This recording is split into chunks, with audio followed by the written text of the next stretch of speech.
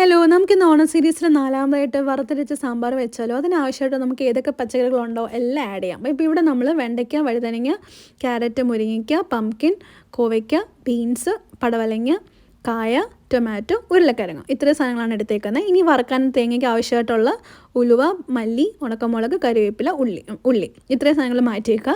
ഇനി നന്നായിട്ട് പരിപ്പ് കഴുകി വൃത്തിയാക്കണം. ഞാനിവിടെ സാമ്പാറിന് പരിപ്പൊരിക്കുള്ള പരിപ്പ് ഒരുമിച്ചാണ് വേവിക്കാൻ വെക്കുന്നത്. അതിൻ്റെ പകുതി മാത്രമേ സാമ്പാറിന് ഉപയോഗിക്കുള്ളൂ. പരിപ്പിലോട്ട് നമ്മൾ കുറച്ച് ഉപ്പും വെളുത്തുള്ളി, പച്ചമുളക്, ലേശം വെളിച്ചെണ്ണ ഒഴിച്ചിട്ട് നമുക്ക് വേവിച്ചെടുക്കാം. പരിപ്പ് വെന്ത് കഴിയുമ്പോൾ നമ്മുടെ പച്ചക്കറികളിലോട്ട് നമ്മളിത് മിക്സ് ചെയ്തതിന് ശേഷം ലേശം ചൂടുവെള്ളം ഒഴിച്ചിട്ട് വേവിക്കാം. ഇനി നമ്മൾ തേങ്ങ വറുത്തരയ്ക്കാനായിട്ട് അതിന് ആവശ്യമായിട്ടുള്ള ഉലുവ, കറിവേപ്പില, ഉള്ളി, ഉണക്കമുളക്, മല്ലി ഇതെല്ലാം കൂടെ ജസ്റ്റ് ഷാലോ ഫ്രൈ ചെയ്തെടുക്കണം. നന്നായിട്ട് തീ കുറച്ച് വെച്ച് വളരെ സ്ലോ ഫ്ലെയിമിൽ വേണം ഇത് വറുത്തെടുക്കാൻ. ഒരു ബ്രൗൺ കളർ ആവുന്നിടം വരെ നന്നായിട്ട് നമുക്ക് മിക്സ് ചെയ്ത് വഴറ്റിയെടുക്കാം. ഇത് വഴറ്റി കഴിയുമ്പോൾ നമുക്കിതിലോട്ട് ആവശ്യമായിട്ടുള്ള പൊടികൾ ആഡ് ചെയ്യാം.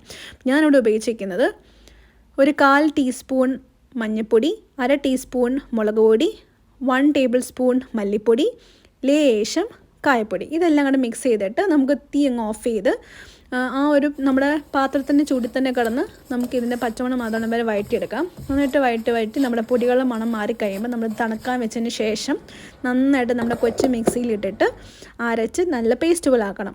ഈ പേസ്റ്റ് അരച്ച് കഴിയുമ്പം നമുക്ക് നമ്മുടെ പകുതി വെന്ത കഷ്ണങ്ങളോട്ട് ഇട്ടതിന് ശേഷം ലേശം ചൂടുവെള്ളം ഒഴിച്ച് നമ്മുടെ പുളി ചൂടുവെള്ളത്തിൽ പിഴിഞ്ഞ് വെച്ചിരിക്കുന്ന പുളിയുടെ വെള്ളം കൂടെ ഒഴിച്ചതിന് ശേഷം ഇതിൻ്റെ ഉപ്പും പുളിയും എല്ലാം ഒന്ന് ടെസ്റ്റ് ചെയ്ത് അടച്ചു വെച്ച് വേവിക്കുക. ഇനി നമുക്ക് ടെമ്പറിങ്ങിന് വേണ്ടിയിട്ട് വെളിച്ചെണ്ണയിൽ ലേശം കടുകും, കുറച്ച് ഉലുവയും,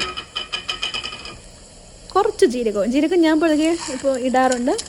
മറ്റുള്ളവർ അധികം അങ്ങനെ ഇടുമ്പോൾ ഞാൻ കേട്ടിട്ടില്ല. എനിക്ക് ജീരകത്തിൻ്റെ ടേസ്റ്റ് ഇഷ്ടമാണ്. ഇതിനൊപ്പം തന്നെ നമ്മൾ കുറച്ച് കറിവേപ്പിലയും, ഉണക്കമുളക് അല്ലെങ്കിൽ ചില്ലി ഫ്ലേക്സും, പിന്നെ എളുപ്പത്തിന് ഞാൻ ചില്ലി ഫ്ലേക്സ് ഇട്ടു. ഇനി കുറച്ച് ഉള്ളിയും കൂടി ഇട്ട് വഴറ്റിയെടുക്കാം. ഈ താളിച്ചത് നമ്മുടെ സാമ്പാറിനോട് മിക്സ് ചെയ്തതിന് ശേഷം ലേശം മല്ലിയിലും കൂടെ വിതറിന് ശേഷം അടച്ചു വെക്കാം.